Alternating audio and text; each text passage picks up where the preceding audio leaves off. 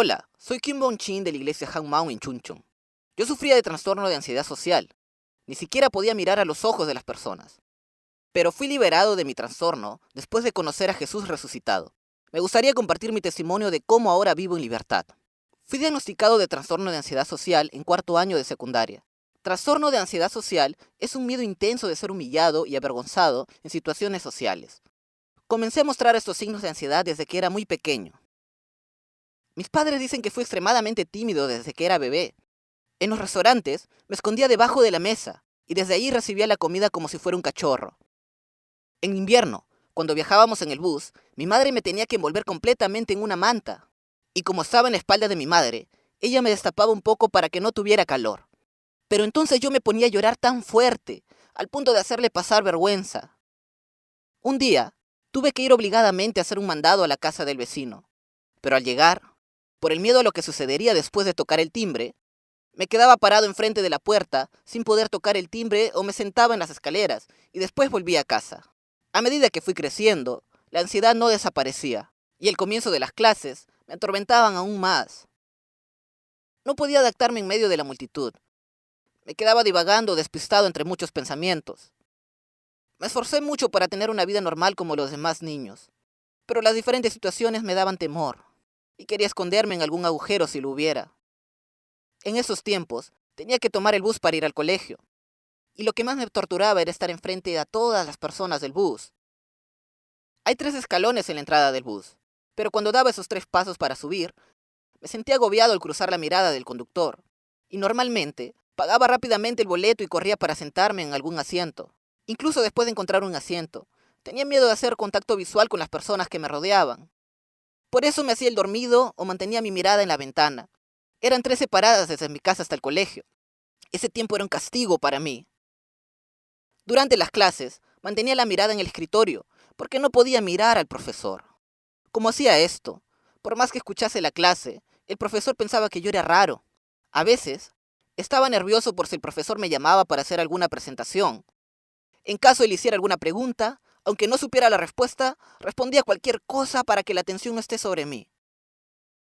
Yo evitaba las acciones que pudieran llamar la atención de las personas. De esa manera, comencé a vivir sin expresión en la cara y sin responder. En los pasillos del colegio, sentí escuchar que otros decían, él es raro. Esos pensamientos se volvieron tan intensos que me hacían volver loco. De esa manera, el estrés llenó mi cabeza. Y no podía concentrarme ni en la clase ni en el estudio. Un día, cuando el estrés llegó al extremo, estaba caminando por la calle y me metí una piedra que encontré en la boca y estuve 24 horas sin escupirla. Viví con esa piedra en la boca durante un mes. Era para poder soportar todo ese estrés extremo.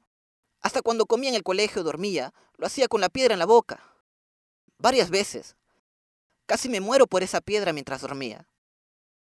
Finalmente, mis padres se enteraron de esta verdad y del gran susto me llevaron al hospital e hice una endoscopía. Por suerte, no había ningún problema en el cuerpo, pero no podía seguir teniendo esa piedra en la boca. De esa manera, comencé a agotarme de esas situaciones desconcertantes de todos los días. Por fuera parecía un estudiante normal, pero mi interior se estaba consumiendo. Dentro de la multitud en la escuela, tuve que soportar la presión y el miedo todos los días. Ingresar al colegio, estar en clases o en las colas para el almuerzo. Todas las situaciones sociales que tenía que hacer frente eran un infierno para mí. Hasta cuando me miraba en el espejo, pensaba en quitarme los ojos. Porque sin ojos, no haría falta mirar a los ojos de las personas. También, muchas veces, me quedaba mirando fijamente el sol, tratando de quedar ciego. Pero un día no pude soportar más este problema y le dije a mi familia, déjenme ir a un psiquiatra. No sé qué puede pasar si no voy a un psiquiatra. No sé cuál es el problema, pero ya no puedo vivir así. Ustedes no saben lo terrible y torturante que hiciera el colegio para mí. Costosamente abrí mi boca y logré convencerlos. Y así comencé con el tratamiento psiquiátrico. Primero, me hicieron un electroencefalograma, y los resultados fueron totalmente anormales. El doctor me dijo que era por un estrés extremo, por lo que me hicieron una terapia respiratoria. Me dieron medicamentos y realicé un programa que estudiaba mi pasado para corregir el error de mis pensamientos. Doy un ejemplo de ese programa. En una determinada situación, el doctor me daba una preocupación A la cual llamaba adivino de profecía. En otra situación, a la preocupación B le llamaba final catastrófico. Haciendo esos programas raros, sentía que algo se me estaba resolviendo. Pero al memorizar los diferentes nombres que le ponía a las preocupaciones, mi cabeza se complicaba más. Ni siquiera ese tratamiento médico resolvió por completo mi problema. A partir de ese momento, dejé de ir al hospital. En el hospital había muchas personas como yo. Todas ellas parecían ser personas normales dentro de la sociedad. Pero yo pensé, todos lo esconden. Todos están perdidos como yo. Luego de dejar de ir al hospital, los dolores de cabeza se volvieron peores. Me sentía decepcionado al pensar que debía vivir toda la vida con esta enfermedad. Investigando sobre la sociofobia en Internet, un artículo decía que primeramente debía enfrentar a las personas. Pero como yo no quería enfrentarme con aquellas que me provoquen miedo, sentía que era mejor vivir apartado, vaciando mi mente en un templo budista para siempre. Sentía que ya no había nada más que podía hacer. Durante este tiempo, viví como un indigente. Yo pensaba que en algún lugar existía algún todopoderoso que estuviera observando todas esas situaciones. Y fueron tiempos en que pensaba y pensaba sobre este todopoderoso. Hasta que un día me encontré por casualidad con mi padre, quien estaba lejos de mí. Mis padres se habían divorciado porque se odiaban y se habían cansado de tantas peleas. Después de tanto tiempo sin ver a mi padre, lo primero que me dijo fue que vaya a la iglesia donde él estaba yendo. Eran tiempos en los que estaba decidiendo independizarme y pensaba en salir del lugar de donde estaba viviendo. Y justo mi padre me dijo que había una residencia de estudiantes en la iglesia. Así, comencé a vivir en la residencia de la iglesia Hangmao. Había escuchado por parte de mi padre que ese lugar era para el entrenamiento espiritual, por lo que llegué nervioso pensando que se trataba de un entrenamiento más bien físico. Y tal cual me había imaginado, habían casas de perros y un estacionamiento sin líneas pintadas. Además, al ver que había un gran depósito blanco, como un lugar de entrenamiento, fui decidido. Pensaba, estoy seguro que voy a aprender algo aquí. Al pasar el tiempo, pude darme cuenta que ese gran depósito blanco era el edificio de la iglesia. Había 3 depósitos blancos, de los cuales yo ingresé al que estaba en el fondo de todo. Antes de entrar, me asombré de la muchedumbre que había, y me asombré por segunda vez cuando vi que no eran abuelas, sino jóvenes. Todo parecía sospechoso, pero igual entré. Entré a la iglesia y comencé a observar a los creyentes que estaban allí. Al ver que estaba lleno de personas y que no había ni lugar para sentarse, pensé, si comienzo la vida de la iglesia, realmente no tendré lugar para esconderme de las personas. Ver cómo las personas se encontraban alegremente después de tanto tiempo y conversaban, sus miradas y su forma de hablar me pareció hermoso. Esa imagen me emocionó y mi corazón comenzó a abrirse. El entrenamiento espiritual no era un entrenamiento físico, sino era asistir todos los días a la oración de madrugada y desayunar a las 7 de la mañana todos juntos. Yo pensé que sería difícil desayunar en un lugar tan pequeño, pegados uno al lado del otro. Pero hablando con las personas sobre Jesús y compartiendo alegres diálogos, de a poco comencé a soltar todos los nervios y el temor. Antes pensaba que cuando evitaba las miradas de las personas, el otro sentiría repugnancia por mí. Pero esa comunidad me trataba tan bien, sin importar ninguna de esas actitudes mías. Así, comencé a recibir mucho amor de parte de esta comunidad de la iglesia. Luego de unos días, empecé a escuchar la palabra del pastor que hasta ese momento no entendía. La proclamación del pastor era muy potente. Al mismo tiempo, había un hermano que compartió su testimonio. Leyó un testimonio que contenía la confesión del apóstol Pablo. Disciplino mi cuerpo. De lo contrario, temo que después de predicarles a otros, yo mismo quede descalificado. ¡Guau! Me sorprendí con este pasaje, porque disciplinar su cuerpo significa apostar la vida. Hay algo en este mundo por el cual se puede apostar la vida. Me quedé sorprendido. Así, me di cuenta que el poder apostar la vida significaba que había algo seguro detrás de ello.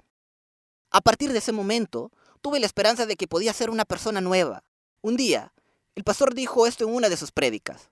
Si la resurrección es segura, ¿creen que la existencia de Dios es segura? Ni siquiera habíamos nacido, pero ¿creen que hace 2000 años atrás fuimos crucificados en la cruz junto a Jesús? El Todopoderoso vino y se fue. ¿Creen que no solo resolvió el problema de la muerte, sino que ya resolvió todos los problemas? Al escuchar al pastor decir esto, golpeé mis rodillas y me pude dar cuenta que, si tan solo la resurrección es segura, la Biblia es la verdad y puedo resolver el problema de la muerte. Primeramente, yo quería saber si la reacción era un hecho real, y comencé a investigar en varias bibliografías. De todos esos registros, no había ninguno que negara el fundamento histórico. Solo encontré algunas opiniones de desprecio de algunas personas que decían que no podía suceder algo así. De esa manera, el hecho de que Dios cumplió la resurrección en medio de la historia del hombre, según las profecías, no podía ser removido. Amén. Pude entender que ese Jesús de hace 2000 años atrás es Dios por medio de la resurrección.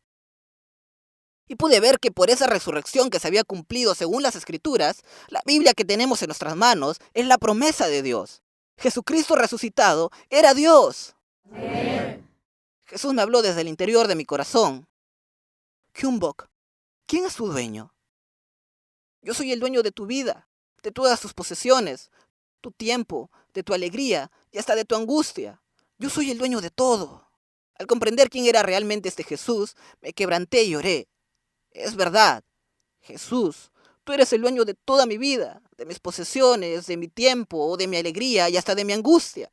Jesús, viví sin saber quién eras. Yo pensé que el cuerpo era mío, por eso quise quitarme los ojos. Viví a mi manera y desconcerté a las personas. Perdóname. Recién ahora pude reconocer a mi verdadero dueño por medio de la resurrección.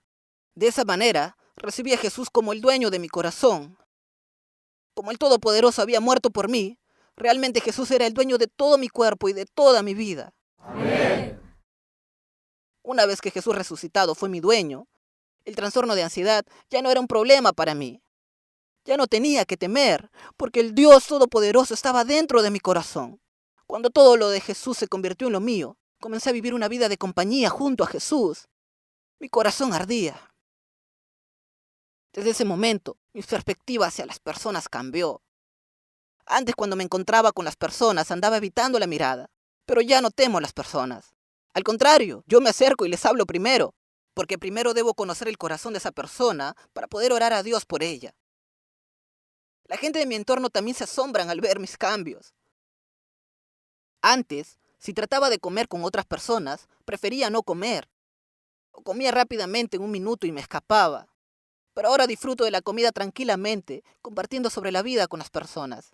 Ya no siento presión para subirme al bus. Y ya no tengo que fijar mi mirada en el escritorio durante la clase en el aula lleno de personas, sino que naturalmente miro hacia adelante. Ya no tengo necesidad de morder una piedra en mi boca para soportar el estrés. Todo es porque Jesús resucitado es mi dueño. Amén. Dios no solo me dio el evangelio de la resurrección, sino también me dio un mandato que vale más que mi vida. Antes, solía encerrarme en mis pensamientos y pensaba, ¿por qué el mundo es así? ¿Y por qué yo tengo que vivir así? Me sentía sofocado e inseguro, pero ahora siempre estoy gozoso y pienso, ¿cómo se sentirá esa persona? Dios, dame la palabra adecuada para refrescar el corazón de aquella persona. Espíritu Santo, obra. Oraba de esta manera y me acercaba para hablar. Uno de los recuerdos que tengo de la evangelización es cuando lo hice en el subte. Al principio tenía temor, pero al ir junto a mis hermanos de la iglesia y orando juntos, pude compartir la resurrección de Jesús delante de las personas. No pueden ver a Dios, ¿verdad? Por eso Jesús hace 2000 años atrás murió por nuestros pecados y resucitó, dándonos una prueba para que todas las personas podamos creer. Hizo que podamos creer todas las palabras de la Biblia. El Todopoderoso vino a esta tierra y se fue. Yo era una persona que no me atrevía a hablar delante de las personas. Pero Dios me hizo compartir la resurrección con valentía. Dejé atrás todo ese temor de las miradas que me tuvieron atrapado durante 20 años. Y ahora testifico la resurrección con el poder del Espíritu Santo. El sentimiento de las miradas molestas y el cuchicheo de las personas ya no me importan más. La fe de la resurrección superó todo eso y me protegió. Amén. Como dice Hechos 17:31, al dar testimonio por medio de aquella prueba de la resurrección, para que todos crean, recibí una gran seguridad y alegría. Luego de terminar con la evangelización, agradecí a Dios. Haber sido transformado de esta manera por la gracia de Dios fue posible por la comunidad de la iglesia, que me sirvieron con amor y paciencia todo este tiempo. Yo estaba totalmente enredado en mis pensamientos y miraba a las personas con extrema cautela, pero mis hermanos me sirvieron con lágrimas, con todo el ser y toda la vida. Cada vez que lo pienso, solo puedo agradecer. Ahora yo también estoy yendo al mismo lugar, con el mismo objetivo, al igual que ellos. Al lugar eterno de los cielos. Hacia el lugar donde Jesús está sentado a la diestra del trono. Yo tomé una decisión delante del Señor. De la manera en que Jesús murió y resucitó porque me ama, yo también amaré con toda mi vida a todos mis hermanos y hermanas. Alabo eternamente a Jesucristo resucitado, quien salvó a alguien como yo que vivía encerrado por todo ese temor hacia la sociedad. Te amo, Jesús, porque me has amado hasta morir por mí. Muchas gracias.